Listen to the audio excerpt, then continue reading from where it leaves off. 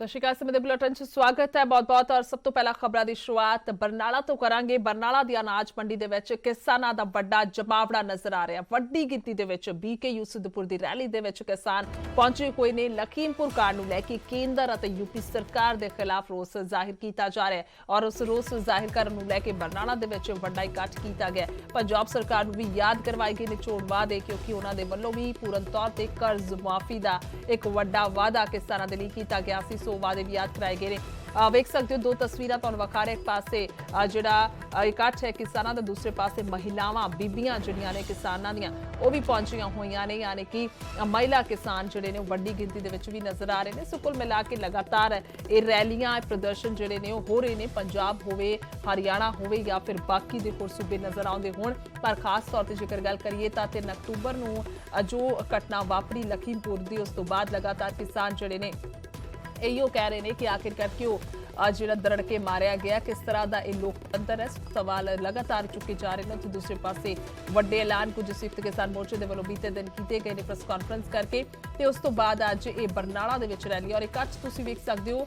ਇੱਕ ਬਹੁਤ ਹੀ ਵੱਡਾ ਇਕੱਠ ਇਸ ਨੂੰ ਕਿਹਾ ਜਾ ਸਕਦਾ ਹੈ ਕਿਉਂਕਿ ਜੋ ਤਸਵੀਰਾਂ ਜ਼ਾਹਿਰ ਕਰ ਰਹੀਆਂ ਨੇ ਕਿਸ ਤਰ੍ਹਾਂ ਦੇ ਨਾਲ ਇੱਕ ਵੱਡੀ ਤਾਦਾਦ ਇੱਥੇ ਕਿਸਾਨਾਂ ਦੀ ਮੌਜੂਦ ਹੈ। ਖਾਸ ਤੌਰ ਤੇ ਜੇਕਰ ਬਰਨਾਲਾ ਦੀ ਗੱਲ ਕਰਦੇ ਹਾਂ ਤਾਂ ਮਾਲਵਾ ਦੇ ਵਿੱਚ ਆਉਂਦਾ ਹੈ ਔਰ ਮਾਲਵਾ ਦੇ ਵਿੱਚ ਜ਼ਿਆਦਾਤਰ ਇਹ ਪ੍ਰਦਰਸ਼ਨ ਦਾ ਅਸਰ ਵੇਖਣ ਨੂੰ ਮਿਲ ਰਿਹਾ ਹੈ। ਖਾਸ तौर पर संगरूर, मानसा, बरनाला, बठिंडा, मुक्तसर साहब और ये ज़्यादातर जिले जिहड़े ने सीधे तौर पर बहुत ही वड्डे पद्धर ते किसानी दे नाल प्रभावित ने और किसानी इत्थे ही ज़्यादा हुंदी है और इत्थे ही ज़्यादातर जिहड़े किसान ने इस खेती ते निर्भर ने। इन्हां दी कमाई दा इक्को एक साधन है। सो इस करके इत्थे ज़्यादा वड्डे पद्धर ते प्रदर्शनां दा दौर भी हमेशा तो वेख्या गया जारी हैगा जदों तो खेती कानून आए ने। उत्थे दूसरे पासे लखीमपुर की घटना भी एक वड्डा झटका जिहड़ा लग्या होया नजर आया किसानों नूं। सो जिस तो बाद इन्हां दे वल्लों ये रैली अज इत्थे उलीकी गई है और इस दे चलदे वड्डी तादाद दे विच किसान झंडे लैके पहुंचे हुए ने, नारेबाजी हो रही है।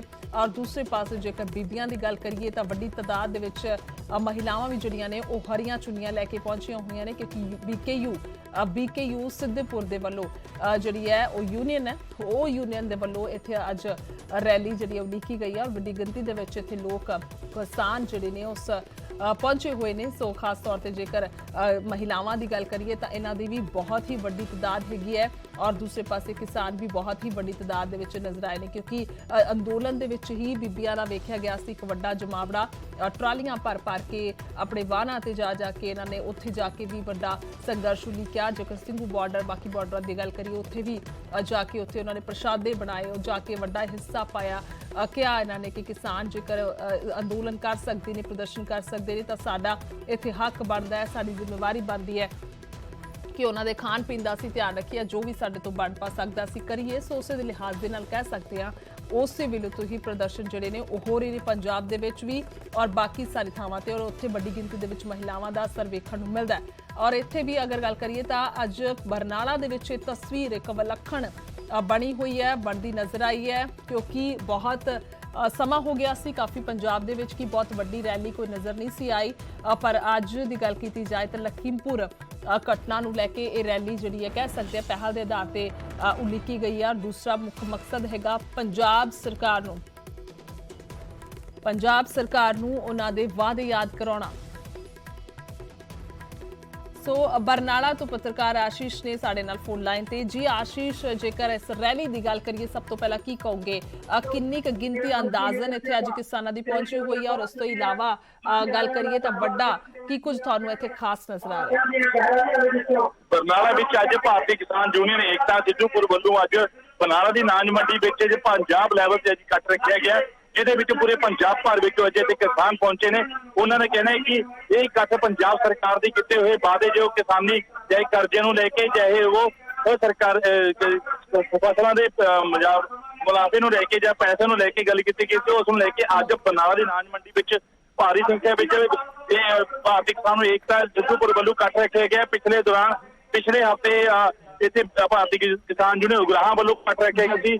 ਇਹਨਾਂ ਦਾ ਕਹਿਣਾ ਲੱਖਾਂ ਦੇ ਤਾਰ ਵਿੱਚ ਅੱਜ ਅਸੀਂ ਕਿਸਾਨ ਪਹੁੰਚਾਂਗੇ। ਉੱਥੇ ਵੱਖ-ਵੱਖ ਰਾਜਾਂ ਵਿੱਚੋਂ ਜਿਹੜੇ ਸੰਯੁਕਤ ਮੋਰਚੇ ਦੇ ਆਗੂ ਨੇ ਉਹ ਵੀ ਅੱਜ ਇਸ ਇਕੱਠ ਵਿੱਚ ਰੈਲੀ ਵਿੱਚ ਪਹੁੰਚਣਗੇ। ਇਹਦੇ ਵਿੱਚ ਜਿੱਥੇ ਦੱਸਿਆ ਜਾ ਰਿਹਾ ਹੈ ਜਿਹੜੇ ਸਿੰਗਰ ਨੇ ਬੱਬੂ ਮਾਨ ਤੇ ਨਾਲ ਹੋਰ ਸਿੰਗਰ ਜਿਹੜੇ ਇਸ ਸਿੱਧੂਪੁਰ ਨਾਲ ਜੁੜੇ ਹੋਏ ਨੇ ਉਹ ਵੀ ਅੱਜ ਇੱਥੇ ਪਹੁੰਚ ਰਹੇ ਨੇ ਤੇ ਜਿੱਥੇ ਅੱਜ ਭਾਰੀ ਕਿਸਾਨ ਪਹੁੰਚੇ ਨੇ ਉੱਥੇ ਬਾਹਰ ਲੰਗਰਾਂ ਦਾ ਬੰਦੋਬਸਤ ਕੀਤਾ ਗਿਆ, ਮੈਡੀਕਲ ਕੈਂਪ ਲਗਾਏ ਗਏ ਨੇ ਤੇ ਇੱਥੇ ਜਿਹੜੇ ਆਗੂ ਨੇ ਉਹ ਆਣੇ ਸ਼ੁਰੂ ਹੋ ਚੁੱਕੇ ਨੇ ਤੇ ਸ਼ੁਰੂ ਹੋ ਚੁੱਕੀ ਹੈ।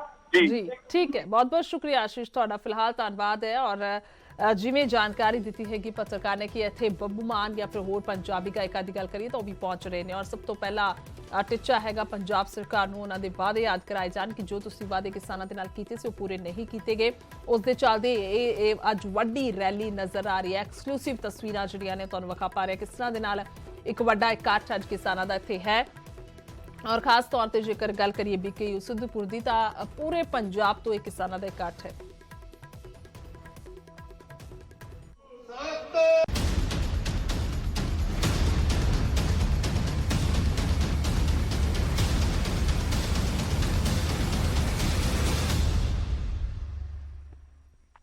ਸੋ ਅੱਗੇ ਵਧਾਂਗੇ ਤੇ ਗੱਲ ਕਰਾਂਗੇ ਪੰਜਾਬ ਦੀ ਇੱਕ ਹੋਰ ਵੱਡੀ ਸਮੱਸਿਆ ਦੀ ਜੋ ਇਸ ਵੇਲੇ ਬੇਹੱਦ ਹੀ ਚਿੰਤਾ ਦਾ ਵਿਸ਼ਾ ਹੈ ਸਾਰੇ ਹੀ ਪੰਜਾਬੀਆਂ ਦੇ ਲਈ। ਸਭ ਤੋਂ ਵੱਡੀ ਗੱਲ ਸਰਕਾਰ ਦੇ ਲਈ, ਪੰਜਾਬ ਦੇ ਵਿੱਚ ਬਿਜਲੀ ਸੰਕਟ ਗਹਿਰਾਇਆ ਹੋਇਆ। ਕੋਲੇ ਦੀ ਕਮੀ ਕਰਕੇ ਕਈ ਥਰਮਲ ਯੂਨਿਟ ਬੰਦ ਪਏ ਨੇ ਔਰ ਸਿਰਫ ਮਹਿਜ਼ 2 ਤੋਂ 4 ਦਿਨ ਦਾ ਹੀ ਕੋਲਾ ਬਾਕੀ ਹੈ। ਅੰਦਾਜ਼ਾ ਲਾਇਆ ਜਾ ਸਕਦਾ ਹੈ ਕਿ ਜੇਕਰ 2 ਤੋਂ 4 ਦਿਨ ਦਾ ਕੋਲਾ ਬਾਕੀ ਹੈ ਤਾਂ ਫਿਰ ਸੁਭਾਵਿਕ ਤੌਰ ਤੇ ਨਜ਼ਰ ਆ ਰਿਹਾ ਹੈ ਕਿ ਅੱਗੇ ਕੀ ਹੋਵੇਗਾ, ਕਿੱਥੋਂ ਕੋਲਾ ਆਏਗਾ। ਔਰ ਫਿਲਹਾਲ ਇਹ 5 ਤਸਵੀਰਾਂ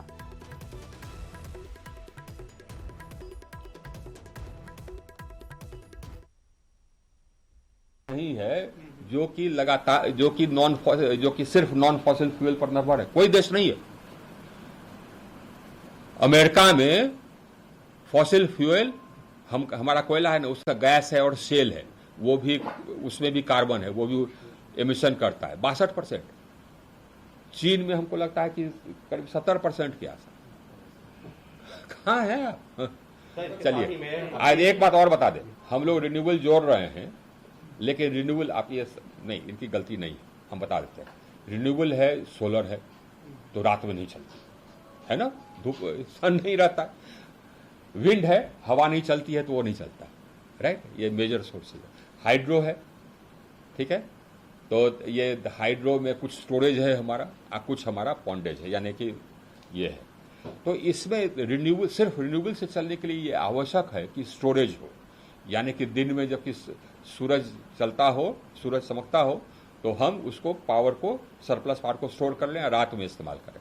स्टोरेज अभी भी दुनिया भर में बहुत महंगा है, आप बहुत कम लोग लगाएं।